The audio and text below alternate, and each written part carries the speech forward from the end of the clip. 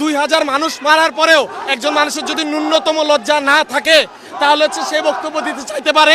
এই বাংলায় স্বৈরাচার আসবে না, এটা হচ্ছে মুজিববাদের যারা দোষর তাদের জন্য হুঁশিয়ারি। আমরা সকলে গোপালগঞ্জের উদ্দেশ্যে রওনা দিব এবং মুক্ত বাংলাদেশ চাই, মুজিব মুক্ত বাংলাদেশ চাই। ছাত্র জনতার গণঅভ্যুত্থানের মুখে ভারতে পালিয়ে যাওয়া আওয়ামী লীগ সভাপতি শেখ হাসিনা বুধবার রাত 9টায় ভাষণ দিবে বলে জানিয়েছিলেন।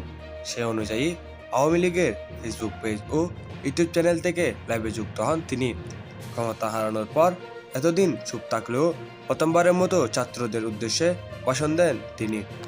এদিকে এর প্রতিবাদে ছাত্র জনতার পক্ষ থেকে ঘোষণা দেওয়া হয়েছিল বুলডোজার মিছিলের। শেখ হাসিনার ভার্চুয়াল অধিবেশনকে কেন্দ্র করে তৈরি হয় উত্তপ্ত পরিস্থিতি। ভাষণ দেওয়া হলে রাজধানীর ধানমন্ডি 32 নম্বর অবস্থিত বঙ্গবন্ধু শেখ মুজিবুর রহমানের স্মৃতি বিজড়িত বাড়ি গুড়িয়ে দেওয়ার হুঁশিয়ারি দিয়েছিলেন অনেকে।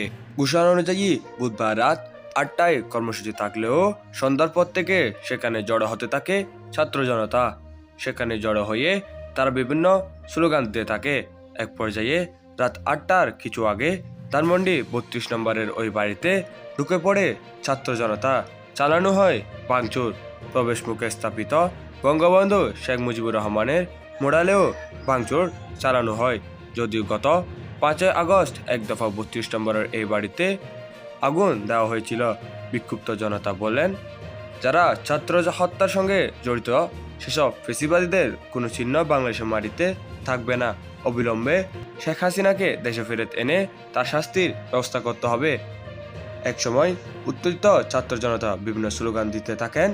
এর আগে গেল 5 আগস্ট বৈষম্যবিরোধী ছাত্র আন্দোলনের Dhaka long march to Dhaka কর্মসূচিতে উদ্বুদ্ধ পরিস্থিতিতে প্রধানমন্ত্রী পদত্যাগ করে পালিয়ে যান ভারতে।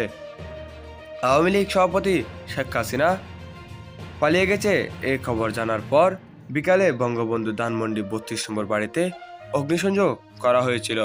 অবিলম্বে এই খুনি হাসিনার বিচার কার্যক্রম করতে হবে। আমাদের ছাত্র ভাইদেরকে হত্যা করেছে, এর বিচার আমরা অবিলম্বে চাই এবং অন্তর্বর্তীকালীন সরকারের কাছে আমরা এর বিচার চাই, যাতে খুনি হাসিনা কোনোভাবে এই বাংলাদেশকে নিয়ে ষড়যন্ত্র করতে না পারে। আপনারা দেখেছেন বাংলাদেশে 5 আগস্ট স্বৈরাচার খুনি হাসিনা তার মুদির কাছে গেছে গা। এখন এই বাংলাদেশকে নিয়ে